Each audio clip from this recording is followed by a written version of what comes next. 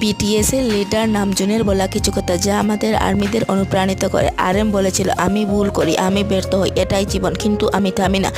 RM বলেছিল, বিশ্বাস করো তুমি একা নও, অনেকেই একই রকম অনুভূতি নিয়ে বেঁচে আছে। RM বলেছিল, আমরা সবাই একই আকাশের নিচে বাস করি, কিন্তু আমাদের দৃষ্টিকোণ আলাদা। RM বলেছিল, সফলতা মানে অনেক মানুষের ভালোবাসা পাওয়া, নিজের কাজে সৎ থাকা।